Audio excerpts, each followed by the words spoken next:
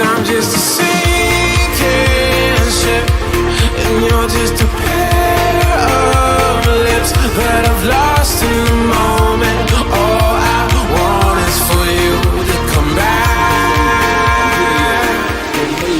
Now I'm caught in the middle of life, and I need you to survive.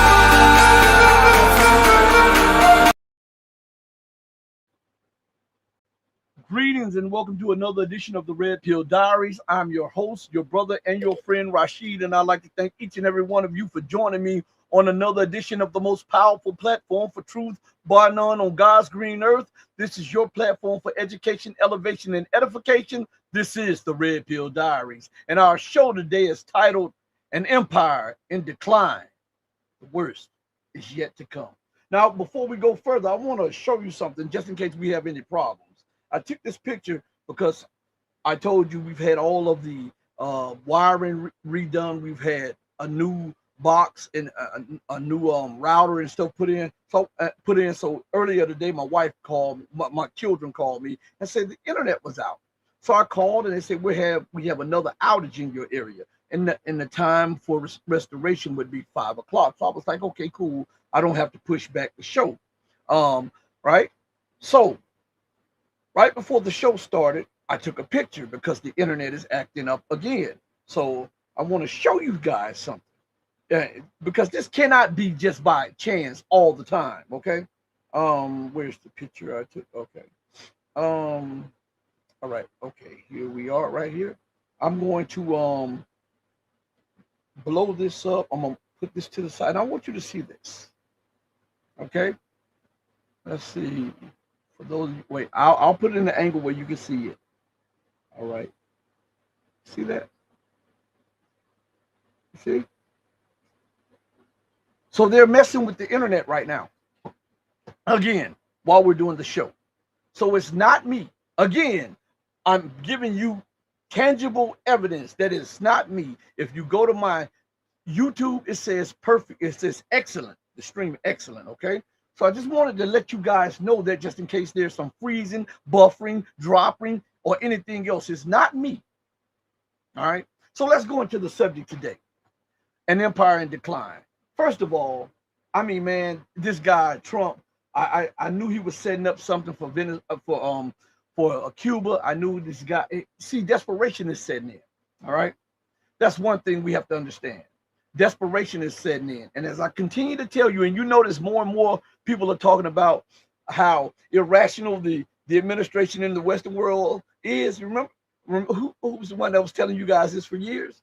And how their irrational policies are sound in their irrational thinking. But for the onward lookers, the people on the outside, we're actually seeing the lunacy of what they're doing. And the world is starting to wake up to the hypocrisy, the hubris, the racism, and the fascism, and the capitalistic ways of this. Remember, this show made it popular when no one else talked about it. All right. So we see right here. Let me move for a second. In the background, you see, thanks, Trump. And then this is Fortune magazine. Says the Treasury just declared the U.S. insolvent. Okay. Remember, I was telling you guys that, as a matter of fact, let's read this again, because this goes hand in hand with what's going on with Venezuela. This goes hand in hand with what's going on in Cuba. This goes hand in hand with what's going on in the Strait of Hormuz in West Asia. This goes hand in hand with what's going on in Europe, North Africa, well, across Africa, the Baltics, with Russia and the Ukrainians in the Caucasus, and what America is trying to do in Asia proper. Okay, so put this in your search engine. I like you to follow along so that nobody can mislead you, nobody could trick you, or nobody could lie to you.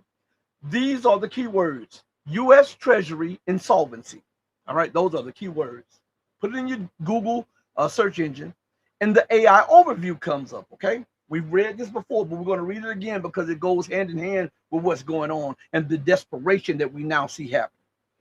The U.S. Treasury is not insolvent. This is what they've changed it to. It says, as the government can levy, listen, taxes and issues debt in his own currency. This is an argument that a lot of people are saying, oh, well, the United States is not bankrupt because, hey, we can issue debt in our own currency.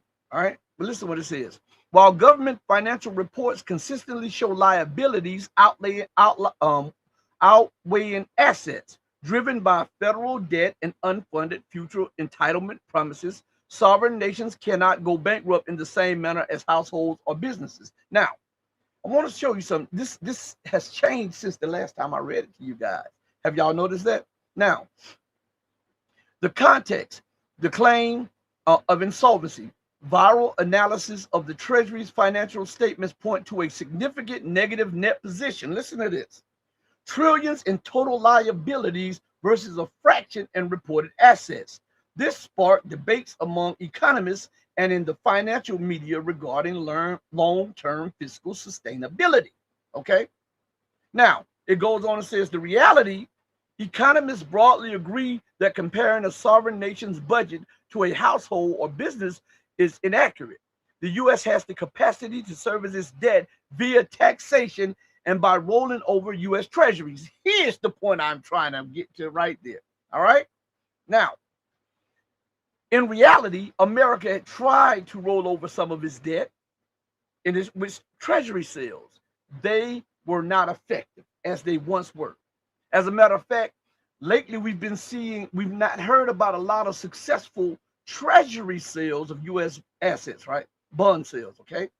Because it is becoming commonplace now that the world is walking away from the dollar. Now, let us look at this from just a relatively ordinary context, okay? If my liabilities outweigh my assets, my income, if my liabilities continue to grow as my liabilities continue, as my liabilities continue to grow and my assets continue to shrink, that is not sustainable fiscally, and it is not a sustainable way to run a household, personal finances yourself, a city, a council, a county, a state, nor a nation. Is that not right? Because you can't run a business like that. Didn't Trump tout that he would be that man because he ran businesses to get America's fiscal house in order? I'm asking you these things because people get amnesia. All right. So we see, you say, well, what does this have to do with Cuba? What does this have to do with Venezuela? Remember Lindsey Graham let the cat out the bag? That if we could control, we need to control the Western Hemisphere. We need to control Venezuela. And we need to control Iran, because therein lies our answer. Because we would sit on huge amounts of oil, gas, 33% of the world's oil and gas reserves known. But here's something else. Fresh water. And with two birds with one stone, Cuba's waters they're saying that they are filled with untapped rare minerals, rare earths, or whatever you want to call them, gas and oil. Ironic, isn't it? It's ironic, right? That now you would indict the former leader of Cuba, Fidel Castro's brother, Raul, and demand that your laws supersede not just Cuba's laws, but they supersede international law. We're going to talk about all of that today. I want to thank you all for joining me today, okay? Now, according to the definition, you can put this in there, U.S. supra, not per, supranational law, okay? All right, supra. Well, the pra is an A instead of an E. R. It's an A. It's Supranational. Okay, supranational law. All right. The AI overview tells us the United States does not recognize supranational law, wherein a sovereign nation, listen to this, submits to the binding authority of an outside international tribunal. Instead, the U.S. relies on traditional public international law, maintaining absolute national sovereignty while engaging the rest of the world through treaties and executive agreements. Now, if this is the case, then why did the United States trump up U.S. laws to justify kidnapping the sitting head of Venezuela? And why are they now trying to do so with Raul Castro and start trouble there? They want to move Russia off the chessboard. They want to move China off the chessboard or weaken them, because remember that Venezuela was an ally of Iran. Venezuela was an ally of Cuba, whichever one you want to say it. Venezuela was an ally of China and Russia. Cuba also was an ally of these nations, and you're getting a 2-4, right? So let's go a little further. Constitutional hierarchy. The foundational legal framework for how the U.S. interacts with international obligation dictates that the supremacy clause found in Article 4, Clause 2 of the U.S. Constitution. This clause establishes that ratified treaties are the supreme law of the land. Treaties hold the same legal weight as federal statutes, but remain inferior to the Constitution itself. So if the United States says no ceding of sovereignty, right, and that they don't believe in supranational law, which is against international law, which the United States is a signatory and a founding member of the United Nations, which supposedly enforces international law, wouldn't we find Trump and his administration in contravention of not only the U.S. law, but international law, which would make them international bandits and outlaws, right? According to the U.S. Constitution. Are we right? Huh? I'm just asking. Shout out to my guy M Sparks for the $2 super chat. Thank you so much. You know we're going to come with this fire, and we're going to explain everything. We're not leaving. We're not going to let this just ride, because I want to show you the hypocrisy of these people who are always talking about the Constitution.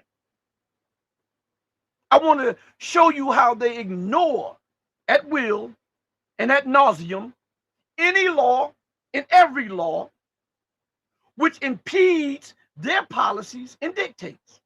I call it retractable laws. These laws are enforceable through the threat of the gun if you are in imprisonment, if you are in violation, according to my perspective. But if I think they are hindering me from accomplishing a strategic or economic or political goal, then I can remove that, and we don't hear the media or anyone talking about the violation of international or national law or the Constitution. Okay? Now, I want you to understand that all of this is on the fly. What we're talking about. I'm pulling this stuff up as we go. Because common sense today has been thrown in the waste bucket. Salute. Salute to everybody in the chat. Salute to everybody who's watching. I also want to apologize. I was supposed to have, there was a mix-up in the schedule. I was supposed to have Dr. Paul Craig Roberts on this morning, but there was a mix-up in the schedule, and it was on my part. Not on his. It was on my part. Okay? And so we're trying to see when we can make that up. So, let's go. Let's go a little further. Hold on one second. This thing is... Just pause and hold on 1 second. Okay. All right, here we are. Now let's go a little further. All right. Now, put this in your search engine. Pull up another screen and put this, leave that up in a screen and pull up another screen and put this in. U.S. ignores sovereignty of nations by using its own law. Okay? Put that in your search engine. U.S. ignores sovereignty of nations by using its own law. Now, I put this stuff up as the show was coming on because something came to me and I said, you know what? I'm going to call this crap out. I had something else in mind that I was going to talk about, but we're going to address this first, okay? Because I think this stands at the heart of the hypocrisy of the American empire and the media, okay? So when you put that in and you search for it, the AI overview says this. This debate centers on the concept of extraterritoriality and the difference between traditional international law and a rules-based international law. So right here, according to AI overview, there is a difference between international law, which was recognized by the U.S. Constitution, and a difference in a so-called rules-based international order, which we don't know any laws about. It's just what America and the West tells you about. What did I say? Retractable laws, as a matter of fact, before we go further. All right, let's look at something. We're gonna continue reading that, okay? All right. Now, according to the dictionary, the word retractable is an item that is designed to withdraw, collapse, or fold back into its main housing or base when not in use. You hear that? So they can withdraw it. If it applies to them, they withdraw it. If it applies to you, they push it forward. If it constrains them, they collapse it. They collapse it or fold it back, right, to its base. And then the media says nothing about it. Retractable laws, okay? So it says, this debate centers on the concept of extraterritoriality and the difference between traditional international law and a rules, quote, it's just like this, quote unquote, a rules-based international order. The U.S. often asserts jurisdiction over conduct outside its own borders under its own laws, drawing criticism from other nations who view this as a violation of their sovereignty. Key practices and arguments defining the issue include extraterritorial application of U.S. law. The U.S. frequently applies its domestic laws globally to protect its financial system, national security, and citizens. This often involves sanctions and embargoes. Now stop right there. Now let's go back to supranational law, okay? The United States does not recognize supranational law. Why doesn't it recognize that? Because of a clause, the supremacy clause, that is found in Article 4, Clause 2 of the U.S. Constitution. This clause establishes that ratified treaties are the supreme law of the land. Treaties hold the same legal weight as federal statutes, but remain inferior to the Constitution itself. You hear that?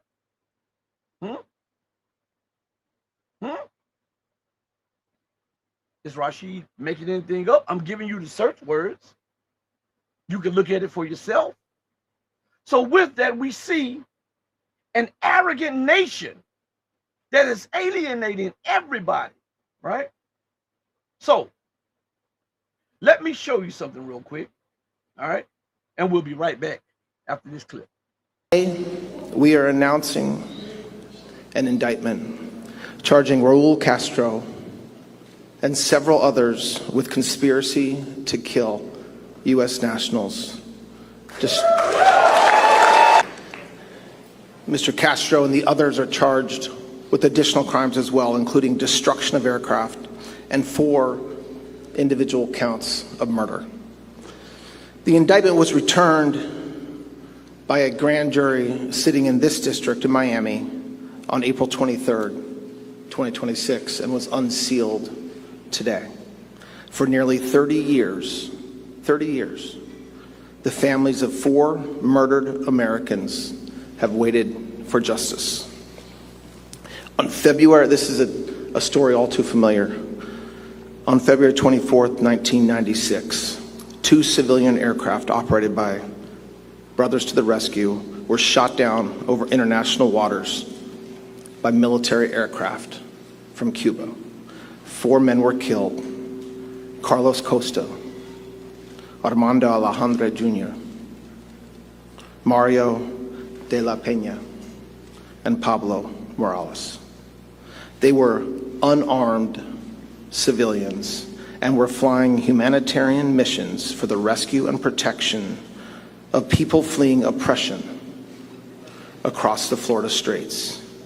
As alleged in the indictment, Raul Castro and 5 co-defendants participated in a conspiracy that ended with Cuban military aircraft firing missiles at those civilian planes and killing 4 Americans.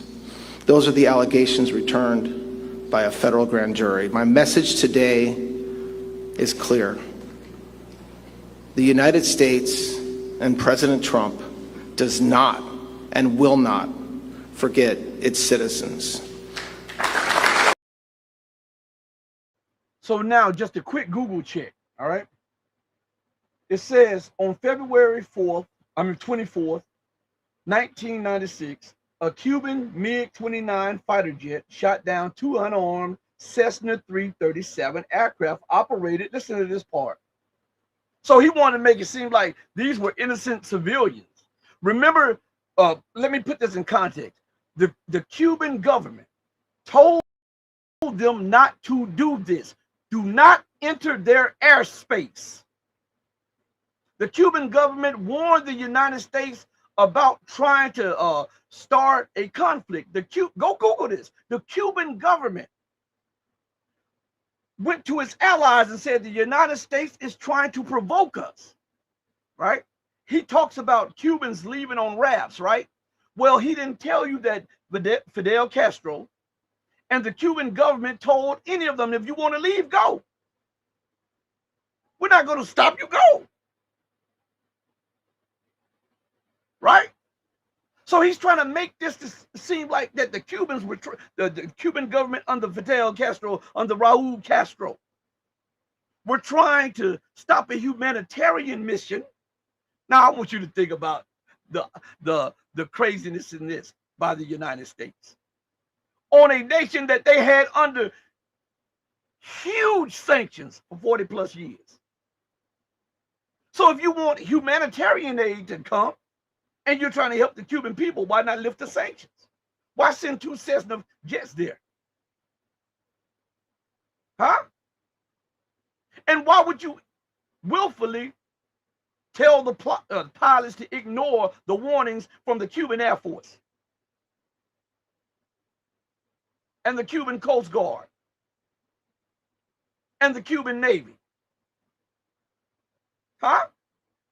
When we put that in context. See, this is what they like to do. They like to tell things and omit a lot of the story so that you don't get a perfect picture of what actually took place. But listen to this part. Let me read this to you again, but let me add the last part that I wanted to put on here.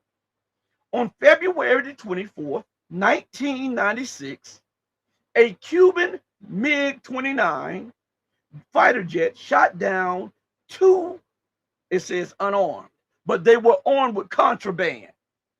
Regardless of what the United States say, yeah, there was aid, but there were contraband. The same way they aided in Iran, same way they aided the Maidan in Ukraine, the same way they aided the Color Revolution in Georgia, the same way they've aided Boko Haram in North Africa. It says,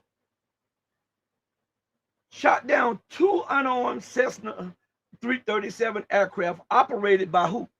Was it a humanitarian group? Was it an internationally recognized human rights group? No. Operated by the Miami-based exile group, Brothers to the Rescue. Exile. All right? That's what it was. An exile group. Okay?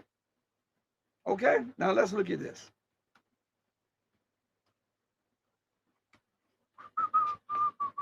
According to the AI overview, the word exile refers to being forced to leave one's home or country, usually as a punishment or for political reasons. It can also describe a prolonged voluntary absence from one's homeland or a person who has been banished.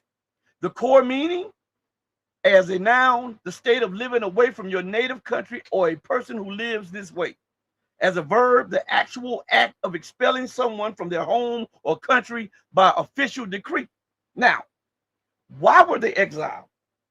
It's because these were some of the profiteers under Batista. And when Fidel and his government took over Cuba, they pushed out U.S. corporations that was causing the people to live in poverty, and that was forcing the people to whore for a living under Batista. And the United States never forgave them, just like they never forgave Gaddafi for closing the largest military base in the Mediterranean that was in Libya, and for redirecting funds to help the people. Stop me when I'm wrong. Tell me when I've told you a lie. Huh? I'm going to tell you the truth regardless to whom or what. All right? Now, listen to what it says right here when we go to the extraterritorial application of U.S. law. Sanctions and embargoes. The U.S. imposes secondary sanctions on foreign companies and individuals that do business with sanctions nations like Iran, Venezuela, or Russia. Now, it just so happened that Venezuela was overthrown, or the government was overthrown, right? Russia's government had been under immense pressure from the U.S. to try to overthrow Vladimir Putin, and they tried to decapitate the Iranian government. That didn't come out the blue, did it? Right? So, it says sanctions and embargoes. The U.S. imposes secondary sanctions on foreign companies and individuals that do business with sanctioned nations, e.g., ergo, Iran, Venezuela, or Russia, even if those transactions do not touch U.S. soil or involve U.S. citizens. So what the U.S. is trying to say to you is that their law supersedes your national law of your country and supersedes international law, because it's the U.S. that makes the law. And if you violate our law, we'll get you with secondary sanctions, right? What is that? I am the king, and you must pay tribute. I am the hegemon, and you must bend the knee. Right? What did Satan say? I would try to make a kingdom like unto the Most High, right? God demands obedience. God demands that you bow, or else this will happen. Isn't that what America has done through secondary sanctions, circumventing sovereignty of nations? Because if I know what's in the best interest, then my best interest of my nation is to trade with China, and China is trading with Iran, and you put secondary sanctions on China, and now they affect me, and I had nothing to do with the right that you and Iran have. What you're doing is imposing your policy, your will, your dictate, not only on Iran, China, but also my nation. You're trying to make everybody bend the knee and kiss the ring. Is that not right? Is that not right? Man, let's go a little further. Before we read a little bit more, let us check out another clip that's concerning this very thing. Okay, let's see. China has drawn a hard legal line against American sanctions, and for the first time in history, it has actually enforced it. On Saturday, China's Ministry of Commerce issued its first ever blocking order under its 2021 blocking rules, a legal mechanism designed to neutralize the extraterritorial reach of foreign laws. The order prohibits any Chinese entity from recognizing, enforcing, or complying with US sanctions imposed on 5 Chinese petrochemical companies, all accused of buying Iranian crude oil. I stopped it right there because that's the main point that I wanted you to hear. China is saying, hell no. No more. No more will you tell us who we can trade with. No more can you do this to anybody that you want to do it to. The buck stops here now. We're in an economic position that is advantageous for us now globally. We're in a trade position that is advantageous to us. We have a grip on rare earths. We have a booming economy. We have a military that can match yours. No. You're not going to dictate because you have a problem with somebody. You know what that is like? I want you to see how petty that is. It's like a little messy little girl or a messy little boy that has a problem, like high school kids that has a problem. Now, you're the innocent person in it. You're friends with, let's just say, John over here. But Tommy over here has a beef with John. And Tommy tells you a lot of stuff about John. But you say, well, listen, I'm cool with John. He's never done that to me before. And I'm cool with you. But then Johnny starts saying, hey, if Tommy starts saying, hey, look, if you hang out with John, this will be the consequences. I'll do this, this, and this, and then I'll revoke your membership at the club, at the gym that you like to go to, because you know I'm the manager there. You had nothing to do with their fallout. You have nothing to do with their gripe. Hell, John doesn't even know it's really a gripe. It's Tommy pushing the issue because Tommy can't get his way. That is the mental fortitude of a child. That is the mental fortitude of a child. I'm going to take my basketball and I'm going to leave the court because I can't play or because I lost. Right? This is what you're dealing with the mind of empire. And this is why the worst is yet to come. Now, I played that, but I'm going to read something to you guys, okay? Let's see where it's at. Where is it? All right, okay, yeah. So remember, I read to you about what the Treasury said about the insolvency of America, all right? When her liabilities far outweigh her assets, right? And I mean by a large margin. Now let's go to something real quick. Because people keep saying that China has now overtaken the United States, right? And purchasing power parity. And I have been telling you on this show that that's a lie. China has overtook the United States in 2014 and 2015. I told you guys that, right? I kept telling you that. I said they are trying to make it seem like that China is now doing this. I'm telling you that in 2014 and 2015, CBS did a little show on this. As a matter of fact, I'm not going to bring the video up, but I am going to try to put the stuff up on the screen. Hold on one second, so that you'll see what I'm saying. I like to prove what I say and say what I'm. Let's see. Here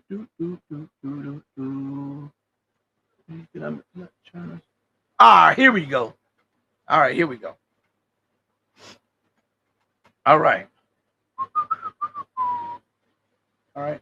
So you're going to get the date. So you'll know that what Rashid is saying is truthful. I remember a lot.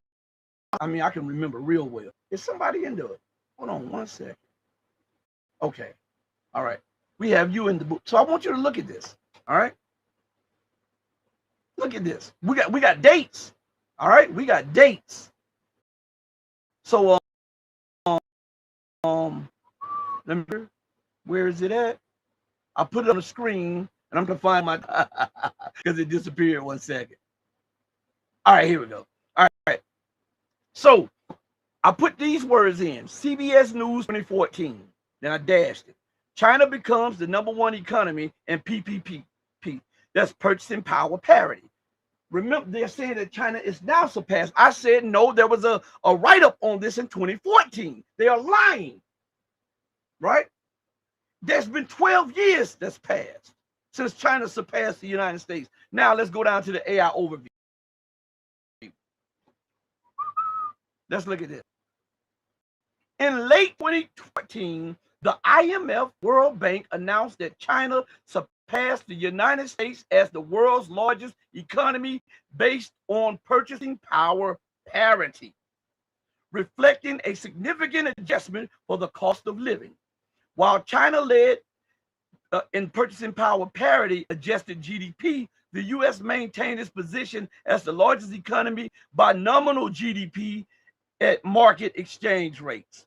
You can watch this on CBS News report for more details on this historic shift in economic assessment. Didn't I tell you guys that?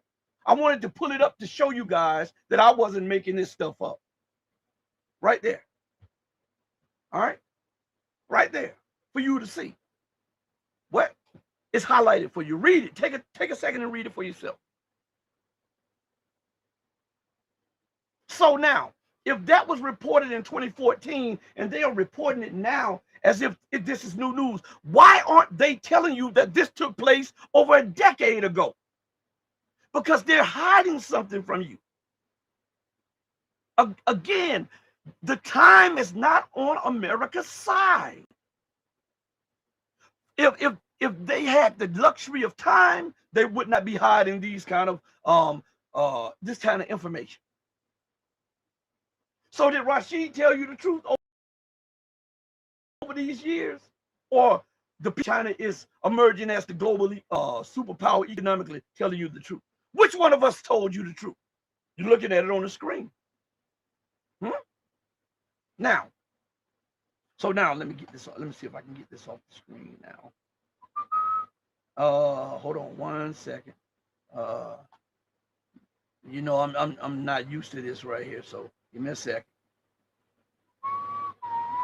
This is a new platform also that I'm using. So let's see, stop. All right, we stopped. Okay. So now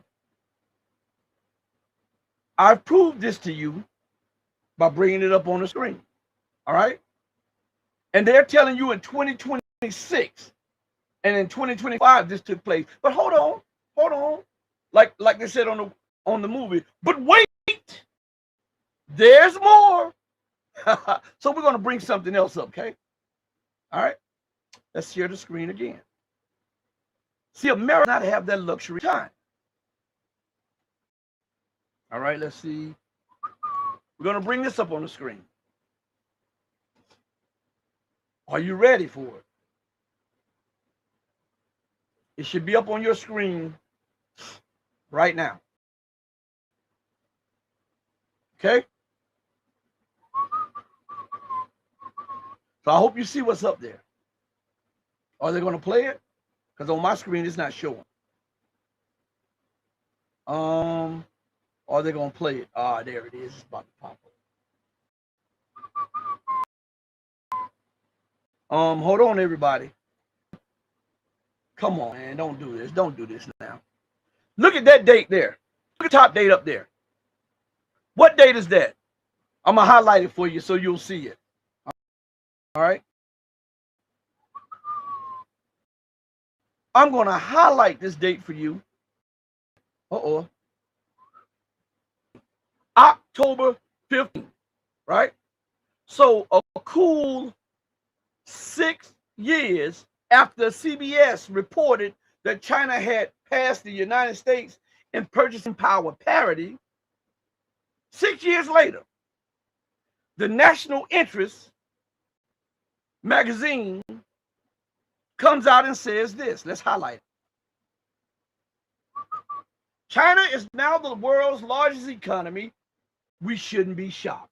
Why are they saying we shouldn't be shocked? Because it was being reported in 2014 and 2013 and 2015. But most people overlooked it because of all of the dazzling and the pageantry that America was putting out about her economy and its engine, its economic ingenuity and progression. So you didn't pay attention to all of the roadblocks and the signs there, right? So listen to what it says. China has now displaced the U.S. to become the largest economy in the world. Measured, listen, measured. Let's go to something real quick. Meaning of measure, excuse me. All right. According to the AI overview, the word measure primarily describes something deliberate, restraint, and carefully controlled. It can also refer to physical dimensions that have been quantified or standardized. Okay? Quantified or standardized, meaning that it can be provable, right? China has now displaced the U.S. economy to become the largest economy in the world, measured what quantifies by the fine or more civilized or the more reliable yardstick that both, not one but two sources, the IMF, the International Monetary Fund, and the CIA, the U.S. Central Intelligence Agency, now judged to be the single best metric for comparing national economies. The IMF report shows that China's economy is 1/6 larger than America's. Why can't we admit the reality? What does that mean? They asked those questions 6 years later. I continue to tell you that the time is not on the side of the empire. This is why you see what's going on in Venezuela. This is why you see what's going on with America turning on Greenland and all of her European allies. This is why America is going full-blown pariah state against Bolivia, against Panama, against Cuba, against all of the African nations, against Central Asia. Huh? Now, it goes on and says this. This week, what week? Week of October 15th, 2020, the IMF presented its 2020 World, providing an overview of the global economy and the challenges ahead. Inconvenient fact, right there, look at that part right there. All right. You see that part? I'm going to let that sit for a minute. All right. So, according to the meaning of inconvenient, it is a minor problem or delay that causes comfort or forces you to put in extra effort. It is an annoyance that disrupts your, but doesn't cause serious or suffering, according to AI review. Now, according to Merriam-Webster dictionary, right, the word is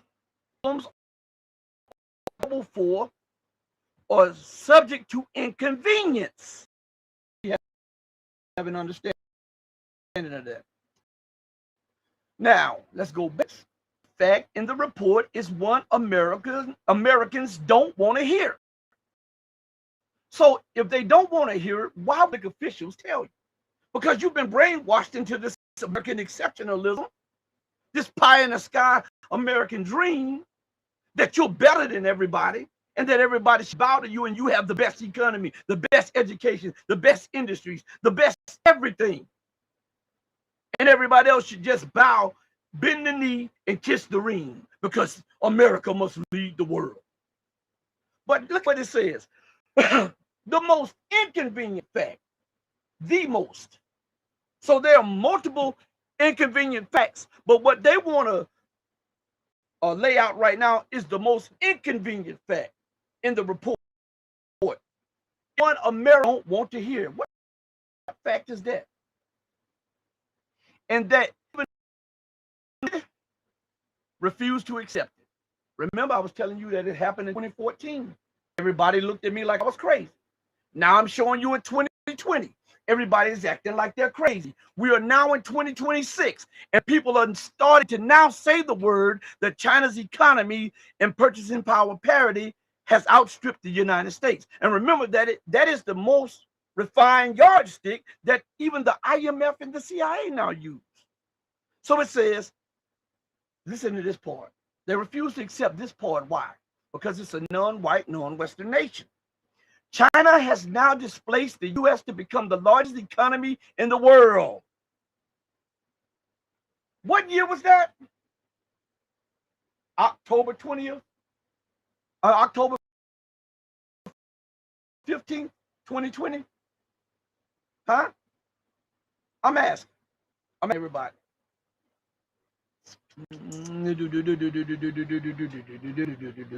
Hey, please don't get mad at me. If you have a problem with it, have a problem with the facts, not with me, okay?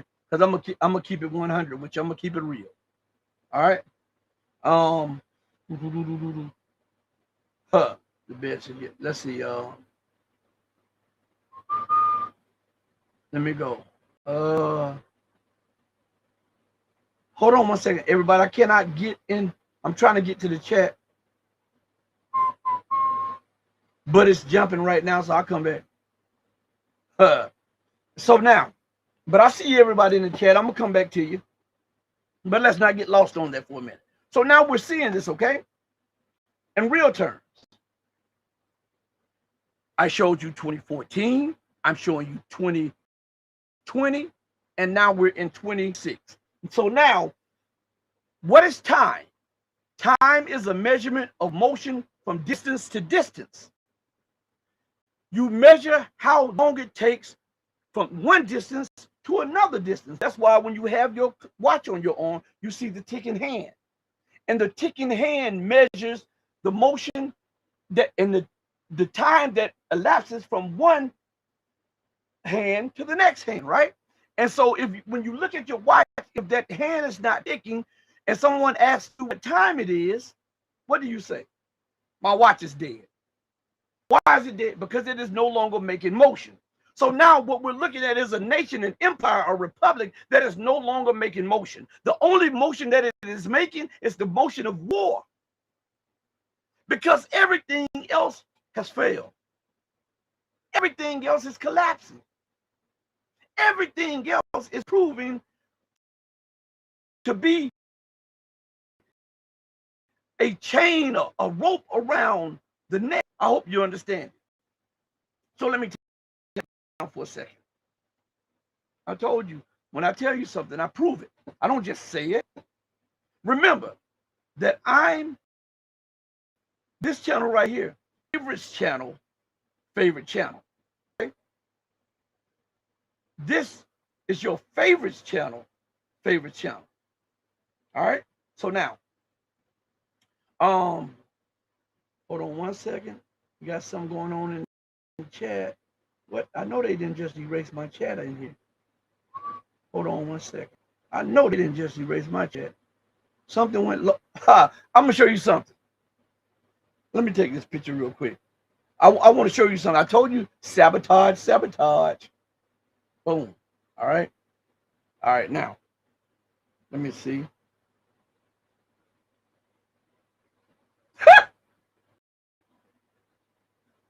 Let me see if I can turn it sideways. Let me see. There's a red thing up here. There it is. Hold on. Look. In the midst of us talking, look what it says. Oops, something went wrong. Try reloading the page. Told you. Live on the air. This is what they have to do to interrupt the truth, to try to start. They cut my live people off. They do all of that. I don't care, man. We're going to keep pushing. All right? So, you see this. So time is a luxury that the American empire no longer can afford. And this is why they are in such a mess and in such a hurry to try to push back the tides against American empire. And they're going after any and everybody that stands in their way. Now, I want to bring something to you all, because we're looking at China. We're looking at Russia. And we know about what's going on and how these nations are coming. Remember, in the Near East, right? We're going to see foreign navies, foreign efforts to push America out. Their sole purpose is to do that. That's what we're watching in slow motion. I've been telling you that this was coming. When America attacked Persia, this would be the breaking of her power in West Asia. I've been saying that since I got on YouTube, before YouTube, when I did a radio program. They are going to attack Persia. I kept telling you that. Because Persia sits central to their plan for global domination. They wanted to do it from Afghanistan. Oh man, let's go a little further.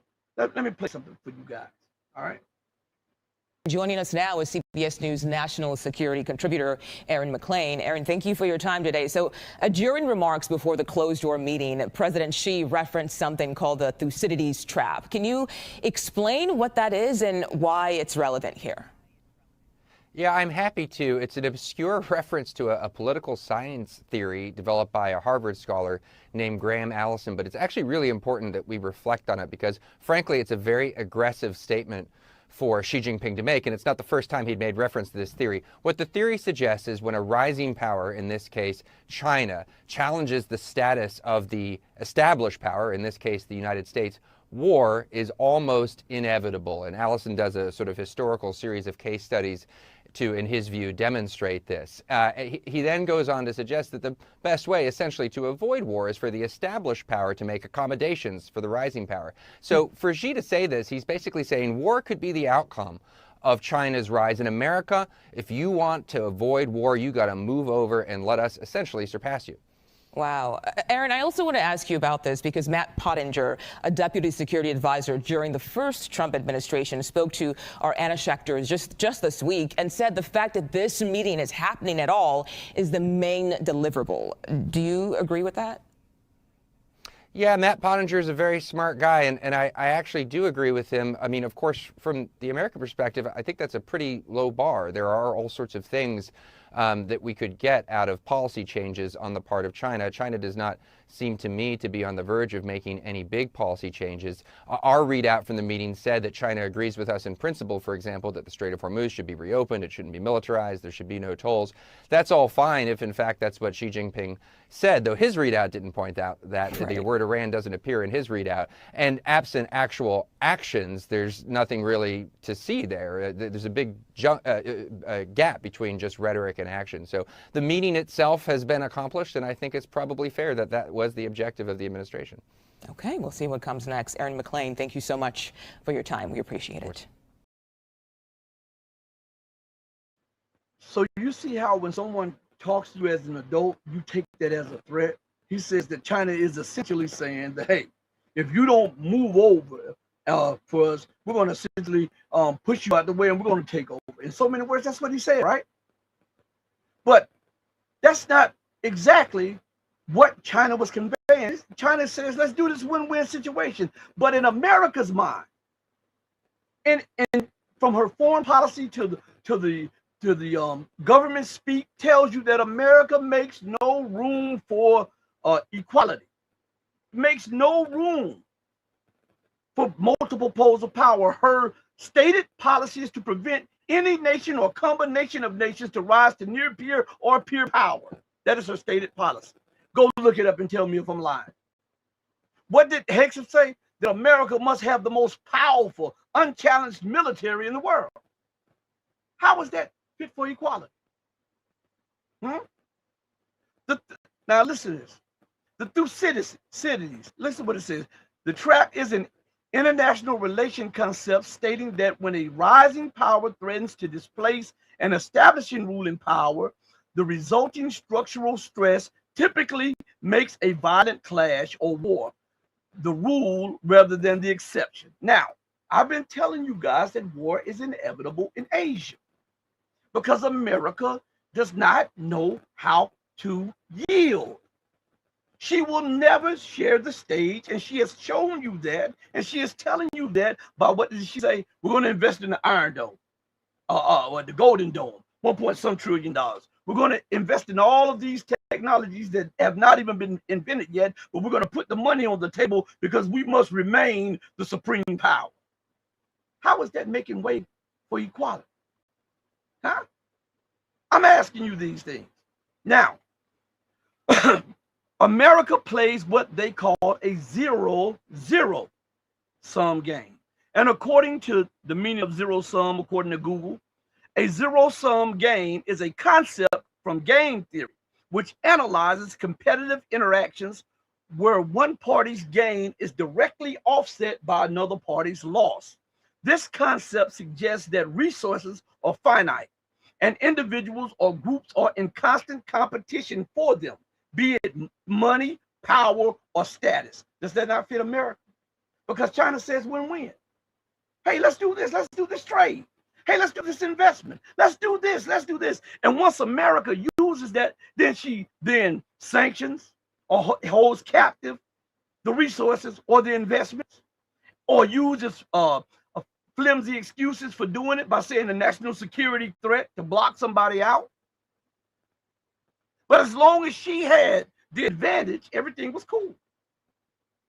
But knowing now that she no longer has that advantage, war is inevitable. When you have two forces heading in the same direction and neither will yield, there must be a collision, regardless of how you want to look at it. China is not going to stymie its rise. Because China said they've had the century of humiliation. China lifted 850 million people out of poverty in less than 30 years, 40 years. Do you know how significant that is? That is the population of Europe and the United States almost together. To the middle class. 850 million people. And now we see system against system, education against education, finance against finance, politics against politics. And now we're getting to see a brush of military against military. And America is losing the edge even in propaganda because Iran is cracking their head with those Lego movies. It was unheard of before that the great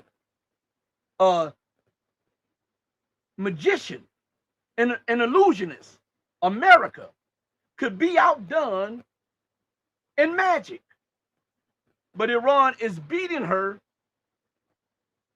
in propaganda. Isn't that something? That shows you the level to which she's fallen. Babylon the Great has fallen. It's fallen. She could have been healed, but she would not do what was incumbent upon her to be healed. And that was to repent of her sins, to make amends to those whom she had done wrong to, and to give them a home where they could call their own. I want you to think about this.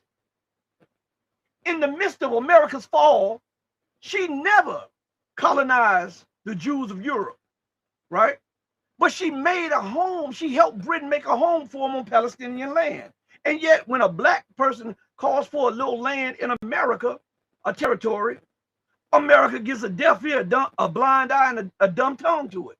But she can appropriate hundreds of millions of acres to deers, buffalo, bison, and elk. Babylon should have done what was incumbent and done what she promised, the 40 acres and the mule. Babylon should have corrected her wrong against the Native Americans. She should have apologized for the deaths of all of the people that she has caused. And then made amends for the deaths, the war, the color revolutions, the overthrow, the assassination, all of this stuff without contrition, without compassion, and without works behind it. Your faith or your words are dead, just like a dead watch. So America now finds herself in a crumbling position because she would not do what was incumbent upon her when she had the power to do so. When she stood upon the top of the world and said, we are that city that sitteth upon the hill. We are the richest nation in the world. Well, what did you give your ex-slave after slavery? You made them more dependent. Don't tell me that we're equal when you own all the businesses. Don't tell me about a DEI when you have all of the power, you have all of the government, you have all of the resources, you have all of the riches, you control all of the borders, you have all of the laboratories. That's not equality.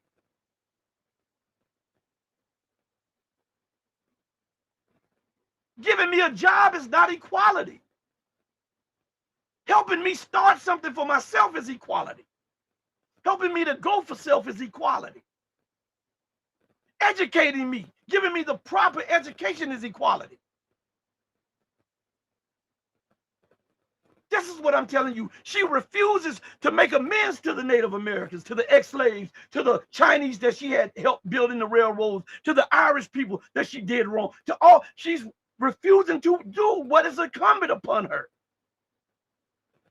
So we should not be surprised that the fall is so rapid and so destructive in such a time. This is all of America. We're witnessing that. If you don't believe this, check this out. Let me go to something real quick. Let me bring something up to you guys. All right. And this is for you MAGAs. Okay. This right before Trump took office, so that you'll see that the man he's an illusionist. He's an illusionist. He's a magician. He said the right words, and then he empowered his cronies. When have multi-billionaires looked out for the people? Huh? When have those in power wanted to share their power with those whom they exploited? I want you to see this for yourself. How in the hell can you say you're for the people and you're trying to do right by people and raise people a standard of living, and your administration had not including you, but at least 15 billionaires in key positions to formulate policy that affects hundreds of millions of people in America and billions around the globe? Talk back to me, because I'm going to talk to you. Listen to this. An unprecedented number of billionaires will be making up President-elect Donald Trump's incoming administration once he takes office next month. According to Axios and the nonprofit organization Americans for Tax Fairness, the president-elect's projected cabinet is worth at least $10 billion. That figure is more than 84 times the estimated worth of President Biden's cabinet when he took office, which was $118 million, according to Forbes. Sophia Kai joins us now. She's a national politics reporter at Axios. Sophia, thanks for being here. Trump has long promised to drain the swamp, get rid of corruption and bureaucracy. Many view his appointments as change agents to shake up the system, but others would argue selecting billionaires to serve in a presidential administration is antithetical to that. What does your reporting reveal about why Trump chose some of these people in top positions? Is it their business acumen? So look, he's got 15 billionaires with a B in his administration total, at least 15. And some of them are people who have donated a lot of money to the election. Someone like Elon Musk contributed around $200 million. You know, others are his golfing buddies like Steve Witkoff. And then others he's just known for a long time and have been involved in his transition, like Howard Lutnick, Linda McMahon, and they kind of just also happen to be billionaires. I would say it's also an influence of tech and Silicon Valley moving to get more involved in politics, which is why you have someone like David Sachs from PayPal being involved and now getting appointed to crypto czar. So what are some concerns, like ways they stand to benefit from being in a decision-making role that an average citizen may not feel? Yeah, I think this is a big concern. Elon Musk has been tasked with cutting the federal budget, but this is someone who also owns sprawling businesses.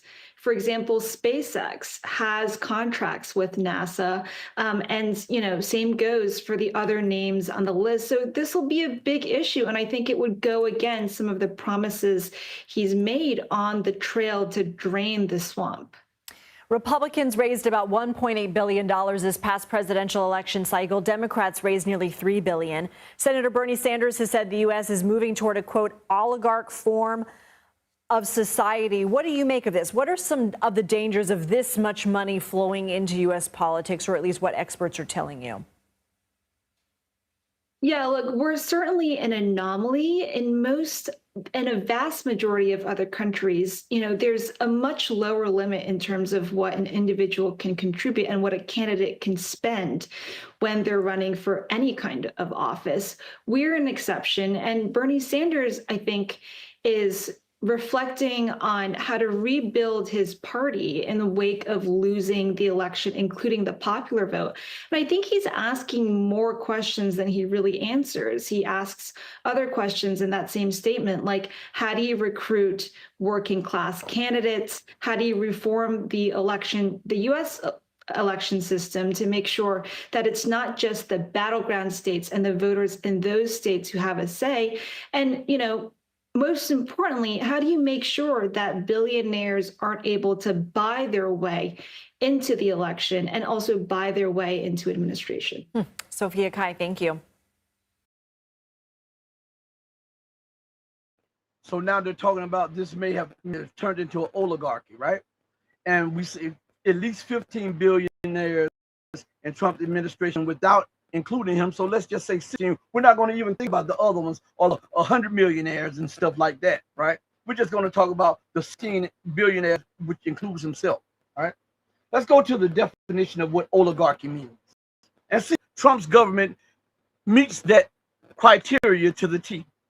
According to the AI overview, the meaning of an oligarchy is a government or power structure in which control rests in the hands of a small elite group of people. This ruling class is typically defined by immense wealth, family lineage, corporate power, or military control. You tell me whether or not he fits that description. Huh?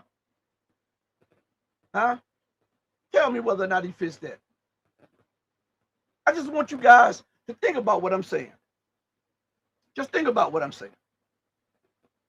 I didn't make this up. You heard the lady. This is right before he took, all right? This is right before he took office. So, does that not fit the description of being an oligarchy government?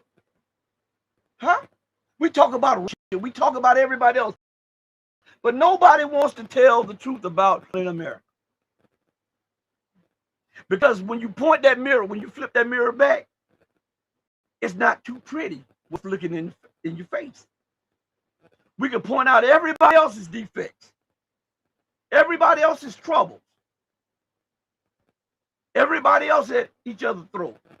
And then when you look at America's house, it's falling apart. It's full of rats. It's full of trash. And the foundation is rot to the core. And this is why you have nations pulling away from the American way of governance. This is why you have people pulling away from America and her system. As a matter of fact, we got one more for you. All right? We're going to let you hear this one, okay? All right, I want you to listen to this. And this is bad news for the American government. For years, the world trusted America with its money. Countries across the world, from Japan to China, bought U.S. government debt in massive amounts because U.S. treasuries were seen as the safest bet in global finance, a place to park money during crises, a place that always paid back. That trust helped America borrow trillions of dollars cheaply. That also helped Washington fund everything from tax cuts to wars to stimulus packages. But now, world's biggest foreign buyers of U.S. debt are slowly pulling back. And the timing could not be worse for Washington.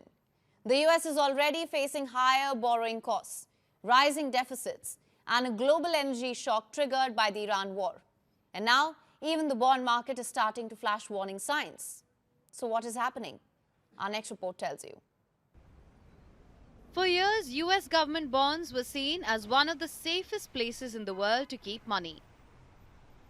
Countries like China and Japan invested hundreds of billions of dollars in them. But now, that confidence may be starting to shake.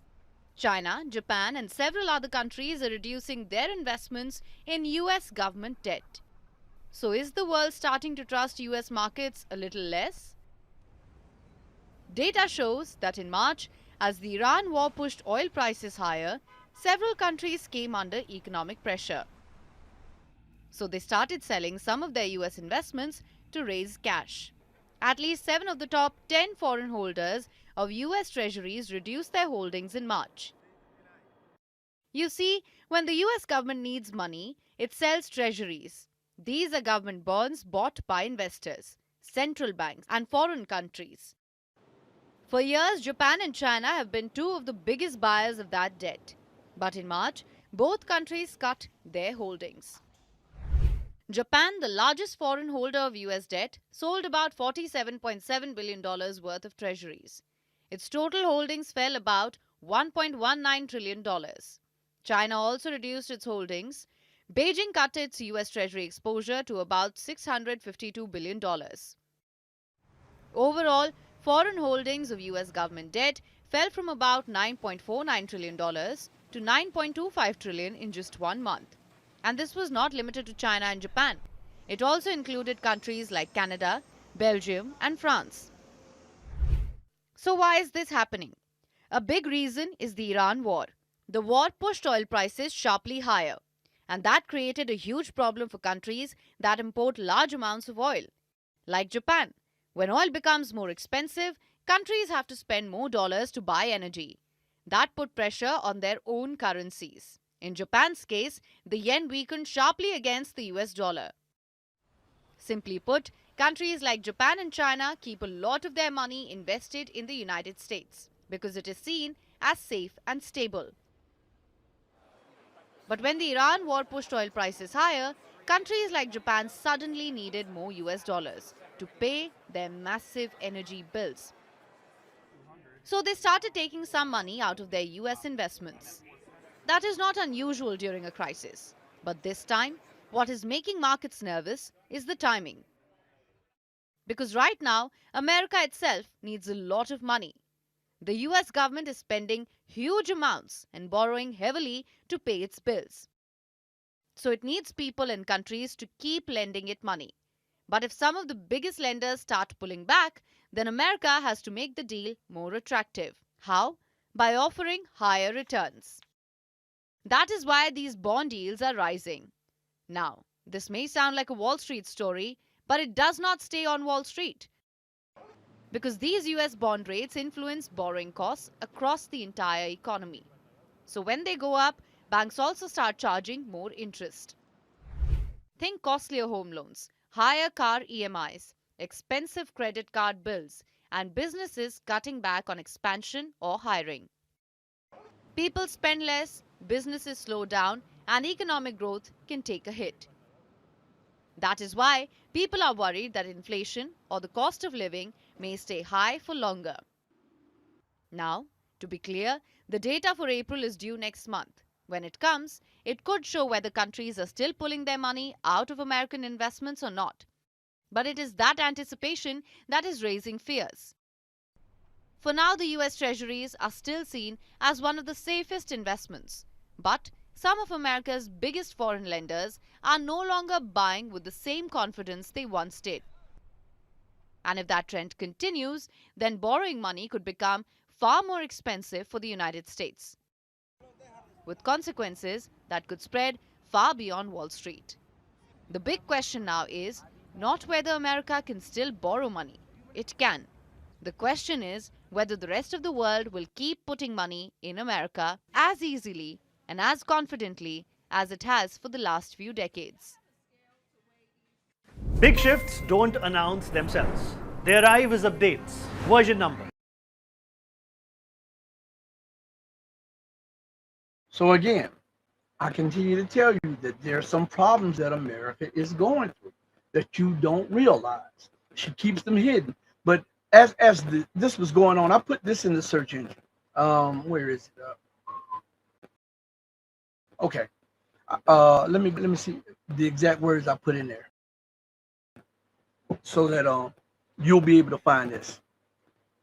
I put in U.S. Treasury sales fail, right? And I go to which is www.barons.com, and this is the headline, all right? And I'm gonna give you the date. It was updated March 11, 2026. All right, we're in May. The headlines of it is Treasury price after back-to-back week auctions. All right, back-to-back week auctions. America was trying to sell debt. Okay, so now let me move this off the screen. Let's see if this will pop off the screen so I can read just a little bit more. It says, will it allow me to? Hold on one second. It was doing it just a second ago. Hold on one second. Because some of this is behind a paywall, and let's go up. All right. It says back-to-back disappointing auctions results are pushing down prices of the U.S. debt. Now, they have acknowledged that the United States have had back-to-back bad treasury. Now, with that happening, and we see the oligarchy of America pushing to institute more draconian laws, more dictatorial laws, where you can't even question anything, but where you can question slavery, you can question Jesus, you can't question the Holocaust, and you can't question Zionism, and they equate that to crimes. All right, you can't question the educational system. You can't question the crimes that have been committed in your name. All right, you can't question that, but you can question religion, right? That's crazy, isn't it? But this is showing you just how far things have fallen. And now nations are like, they're done. They're fed up. Nations are fed up and they're leaving. Now here's to show you what's going on. And we won't be going too much longer in the show, okay? I tried to keep it at an hour. But there's so many things that I had to address that I wanted to prove to you, so that if someone comes after me, you can point to the search engine, the words to use, the sentences, the phrases. You can look at the articles, the dates, the times, all of that, the clips, everything, so that even if you question me, you can't question the truth. Okay? So now, to show you just how arrogant America is in a fall, and the Western world, not just America, but the colonial nations are in their fall, right? We keep talking about, you keep hearing about a BRICS currency backed by gold that can change the whole foundation of the world, right? You keep hearing that. And then you'll hear people shoot it down. People say, well, we need to go back to gold. Do you know there's only one nation in the world? One. Listen to me good. One nation in the world that has its currency backed by gold. You know that? And do you know that America and Britain almost destroyed that economy? And they had to redo their currency to back it in gold because Britain and the United States tried to break the backs of that country. You know what country that is? You'll never guess. Zimbabwe. Zimbabwe is the only nation on earth which country is backed by, their currency is backed by gold. This should have been, but see, you don't know that, so people are not looking to the Zimbabwe zig anymore or for that, because they've already been demonized. The economy has already been destabilized. They've already been vilified. But had this been Russia or China switching and saying that they would back their currency by gold, the whole dynamics, the whole paradigm of economics and finance would have changed. But I continue to tell you, what they're trying to do is push Africa to irrelevance. But matter of fact, you know what? Instead of me telling you, I'm going to let you hear the deal. Okay? All right? I want you to listen to this real quick. This is why you need to know about the ZIG. Zimbabwe's game-changing gold-backed currency. Hey, finance enthusiasts!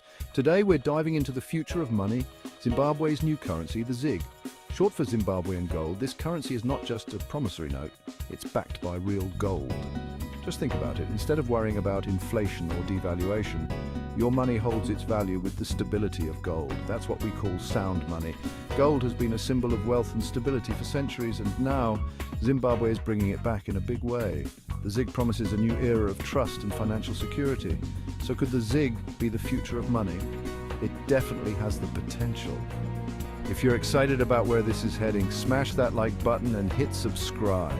Stay tuned for more insights into the world of finance. Catch you in the next video. So I ask you, why isn't this on all the front newspapers? And this didn't occur right now. It's been like that for a year or two.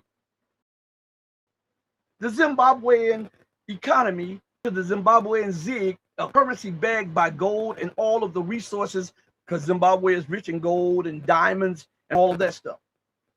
And they back their currency by that, but because they're not China, because they're not Russia, because they are in Africa, and they have been demonized, vilified by the Western world to suppress the breakout capacity of that dollar, because overnight the economic paradigm would have changed. That's why they killed Gaddafi, because he was trying to do what Zimbabwe finally did. But you don't hear it in any of the Financial Times papers. You don't hear anything about it on front pages of newspapers or even back pages of news. But you talk about instability. You talk about poverty and hunger.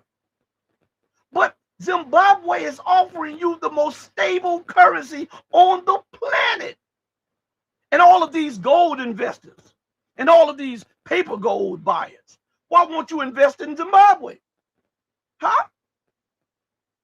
If you're truly talking about protecting wealth, why? Because it's an African nation. That's why. Just tell it like it is. See, I'm going to put you on the spot. I'm going to put you on the spot.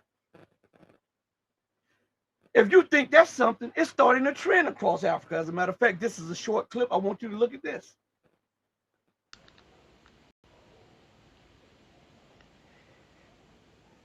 And moving on, let's turn our attention to a high-stakes economic gamble in the heart of Africa. The Democratic Republic of Congo has announced a bold new plan to take back control of its economy by banning the US dollar. Now, starting in April of 2027, the DRC will officially ban all cash transactions in foreign currencies. It is a massive move aimed at ending the country's decades-long dependence on the US dollar and forcing a return to the local currency, the Congolese franc. The central bank has been very clear. Starting April 2027, individuals and businesses will no longer be allowed to pay or receive cash in dollars. Commercial banks will also be prohibited from physically importing foreign banknotes into the country. Now, this doesn't mean the dollar is disappearing entirely, but it is moving behind a screen. If the Congolese people want to use foreign currency, it must be done electronically through the banking system. The goal of this move is oversight. By moving these transactions into the banking system, the government can finally track where the money is going. To understand why this is such a high-stakes move, we have to look at the history. Now, back in the 1990s, the DRC faced hyperinflation. The annualized inflation stood at 830.4%. During that chaos, people lost faith in the local franc and turned to the US dollar as a way to save their wealth. And that habit stuck. According to the International Monetary Fund, today about 90% of deposits and over 97% of loans in the DRC are in dollars. Now, the local franc has struggled to keep up, trading at roughly 2,300 per dollar today. Previous attempts have failed to fix this. Back in 2024, a rule requiring card machines to accept only francs had very little impact. The because the informal cash market is so huge. But this new ban targets the physical cash itself, which is a much more aggressive strategy. There is also an international pressure at play here. The DRC is currently on the Financial Action Task Force's grey list due to gaps in its anti-money laundering systems. By forcing money into traceable electronic channels, authorities hope to close the loopholes that allow suspicious transactions to go unnoticed. Surprisingly, the timing might be right. The economy is actually showing signs of strength. Global demand for Congo's minerals like cobalt for EV batteries remains sky high. Policymakers feel that with the economy stabilizing, they finally have the breathing room to make this move. But this is far. So now you see why there are rebel forces in Congo trying to fight on behalf of France and the United States and others to try to keep the nation divided, so that the French and the West can continue to rob those people blind, and to prevent a stabilization of the economy, and to prevent the ousting of the dollar and the French franc. Because remember that all of these francophone nations, all of these nations that were once under colonial rule of France, they have to deposit at least 55 to 60% of their resources in French banks, which keeps the French economy afloat. And the French get a say, yay or nay, on whether they get to use that money for this or that, for infrastructure or for that. Now, I want to show you the arrogance of this. France doesn't even use the franc, but they want to keep African nations using the French franc. Just like the United States want to keep those nations from understanding that Africa is now moving towards resource or commodity-based currencies, which will undermine dollar supremacy, franc supremacy, euro supremacy. That's what's going on. We're watching an empire in decline. And remember that this is only the beginning. Stick around.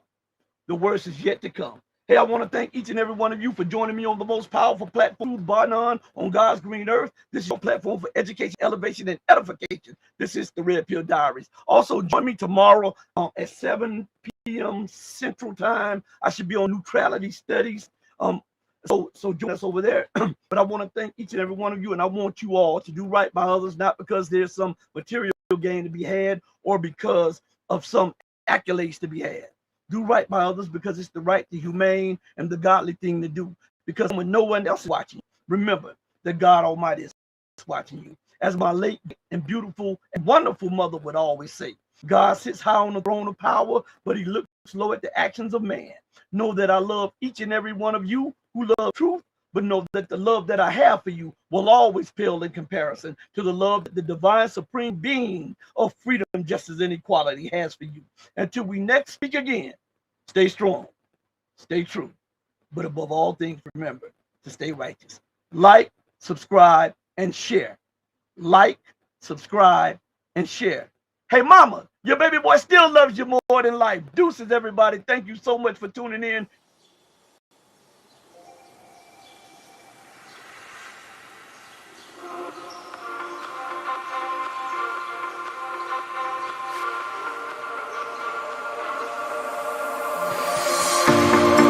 Told you to walk away. That was my first and last mistake. I'm blue without your face. But what can I do? 'Cause I'm just a sinking ship, and you're just a